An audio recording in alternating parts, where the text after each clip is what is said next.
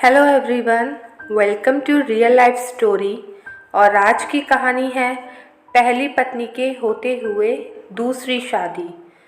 अगर आपको स्टोरी अच्छी लगे तो वीडियो को ज़रूर से लाइक कीजिएगा और चैनल को अभी तक सब्सक्राइब नहीं किया है तो ज़रूर से सब्सक्राइब कर लीजिएगा। तो शुरू करते हैं। अनाया आज बहुत दुखी थी। उसे अपनी शादीशुदा ज़िंदगी की बीती यादें याद करके बहुत रोना आ रहा था। अनाया सोच रही थी उसने अपनी ज़िंदगी के फ़ैसलों में इतना बड़ा गलत फ़ैसला कैसे ले लिया। पता था कि अब सिर्फ रोने के सिवाय मेरी ज़िंदगी में कुछ नहीं रहा है, पर अभी भी उसे एक और सही निर्णय लेना था। अनाया को इतना दुखी देखकर आशी, उसकी ममेरी बहन जो उसकी दोस्त से भी बढ़कर थी, उसने कहा, अनाया, मुझे तो वह इंसान शुरू से ही पसंद नहीं था, पर तुम्हारी जिद के आगे मुझे तुम्हारी बात माननी पड़ी। तब अनाया ने कहा, पता नहीं आरुष ने उस समय मेरे ऊपर क्या जादू कर दिया था। मैं तो पागल हो गई थी उसके पीछे। मुझे कुछ भी उस समय अच्छा बुरा समझ में नहीं आ रहा था। कहते हैं ना, प्यार में जब कोई पड़ता है तो वो अंधा हो जाता है।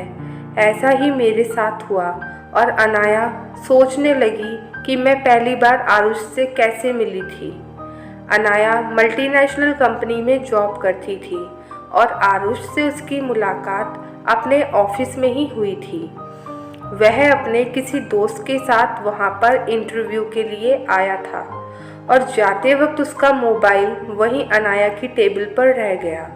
और जब उसने घर पहुंचकर अपने मोबाइल पर कॉल किया तो अनाया ने फ़ोन रिसीव करके उसे बताया कि आपका फ़ोन मेरे ऑफिस में रह गया है।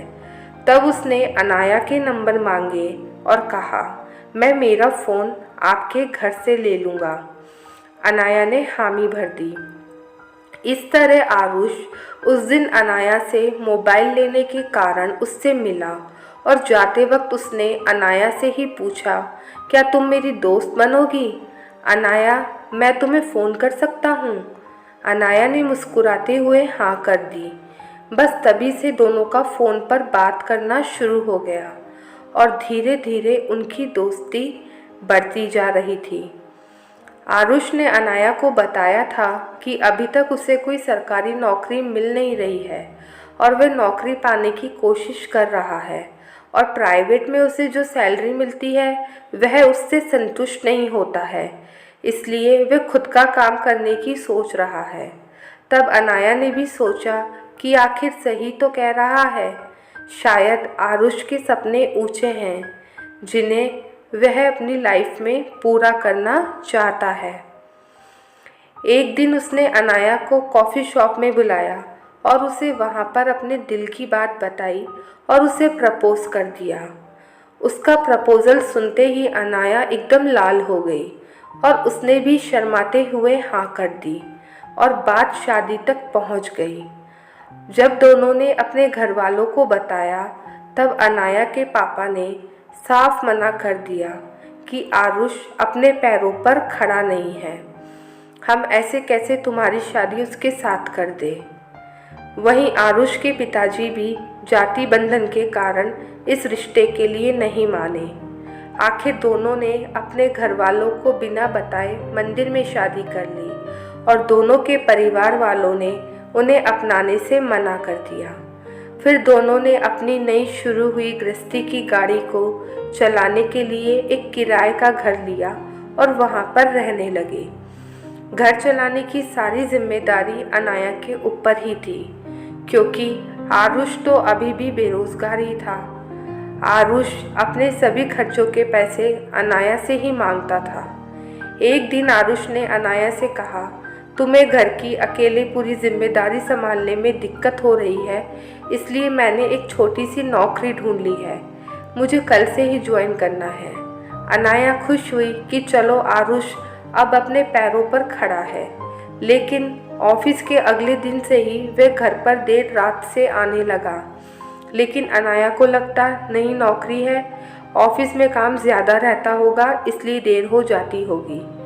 एक दिन अनाया की ममेरी बहन आशी ने आयुष को अपने पापा के घर जाते देखा था। वह उस दिन उस मोहल्ले में अपने रिश्तेदार के यहाँ आई हुई थी। जब उसने आरुष के बारे में अपने रिश्तेदार को बताया कि ये मेरी बहन का पति है, तब उन रिश्तेदार ने जो बात बताई उससे आशी एकदम चौंक गई। रिश्तेदार ने बताया कि आरुष ने तो अभी 15 दिन पहले ही दूसरी शादी कर ली है अपने पापा के कहने पर, और आरुष तो रोज आता है यहाँ अपनी पत्नी से मिलने और दोनों बहुत खुश भी हैं। आशी के तो सच्चाई जानकर रोंगटे खड़े हो गए। अब कैसे वो अनाया को ये सच्चाई बताएगी। अनाया ने तो थोड़े दिन पहले उसे फ़ोन करके बताया था कि आरुष आजकल घर बहुत लेट आता है और मुझसे बात भी बहुत कम करता है, और जब मैं उससे पूछती हूँ तो ऑफ़िस का बहाना बना देता है कि ज़्यादा काम होने की वजह से मैं ऑफ़िस में लेट हो जाता हूँ। आशी ने मन ही मन सोचा कि खतरे की घंटी का अंदाज़ा तो अनाया को 10 दिन पहले ही लग गया था, पर उसे ये पता नहीं होगा कि उसके साथ इतना बड़ा धोखा होने वाला है। आशी अगले दिन अनाया के घर गई और उसने उसे आरुष की पूरी सच्चाई बताई। जब अनाया ने ये सब सुना तो उसको लगा कि अब तो मेरी जीवन जीने के लिए कुछ बचा ही नहीं है, और वह एकदम से टूट गई। और आशी ने उसे हिम्मत दी और कहा, अनाया, तुम ऐसे टूट के बिखर नहीं सकती हो। तुम्हें आरुष का सामना करना होगा। तुम्हें उससे पूछना होगा कि आखिर क्यों उसने इतना बड़ा धोखा दिया तुम्हें। आधी रात को जब आरुष घर आया तो अनाया ने उससे सीधे सीधे पूछा, आखिर क्या कमी रह गई थी मेरे प्यार में जो तुमने दूसरी शादी कर ली। तब आरुष ने कहा, हाँ तो कर ली तो कर ली। अब क्या तुम मुझे जेल भेजोगी या मेरे ऊपर मुकदमा करोगी? तुम मेरा कुछ नहीं कर सकती, और तुम ये बताओ कि तुम्हारे पास में क्या प्रूफ है कि मैंने तुमसे शादी की है। अनाया एकदम से चक्कर खाकर ज़मीन पर बैठ गई और सोचने लगी कि सही तो कह रहा है आरुष। शादी मंदिर में की थी और जिस मोबाइल में शादी की फ़ोटो है वो भी आरुष के पास में है, जिसे उसने डिलीट कर दिया होगा। आरुष ने कहा, अनाया, अब तुम्हारे पास कोई दूसरा रास्ता नहीं है, क्योंकि तुम्हारे घर वालों ने भी तुमसे सारे रिश्ते तोड़ लिए हैं। इसलिए तुम्हारे लिए अच्छा अब यही रहेगा, तुम अपना मुंह बंद करके यहाँ आराम से रहो। हाँ, कभी कभी मैं अपना और तुम्हारा मन बहलाने के लिए तुम्हारे पास आ जाया करूँगा। इतना सुनते ही अनाया एकदम से खड़ी हुई और आरुष के गाल पर एक तमाचा मारा और उसे ज़ोर से धक्का देकर गिरा दिया और उसके सामने आकर बोली, मैं कोई रखेल नहीं हूँ, मैं तुम्हारी पहली पत्नी हूँ, और तू क्या मेरा मन बहलाएगा? तू खुद तो मेरी कमाई पर पल रहा है। ये दुनिया, समाज, मेरे रिश्तेदार चाहे मुझे कुछ भी कहे, पर अब मैं तेरे साथ कभी नहीं रहूँगी। और तू क्या मुझे छोड़ेगा? मैं आज और अभी तुझे छोड़ती हूँ, और अभी के अभी निकल जा मेरे घर से, क्योंकि किराया मैं देती हूँ, और अगर ज़्यादा देर लगाई तो तुझे बलात्कार करने की कोशिश में जेल भिजवा दूँगी। इतना सुनते ही आरुष वहाँ से चला गया और अनाया को अंदर से संतुष्टि मिली कि मेरे उठाए गए गलत कदम को अब मैं वापस सही राह पर लाऊंगी। उसने आरुष से सारे रिश्ते तोड़ दिए, और जब अनाया के माता पिता को अनाया की तकलीफ़ों के बारे में पता चला तो अनाया की भूलों को माफ़ करके अनाया के माता पिता उसे वापस अपने घर पर ले आए।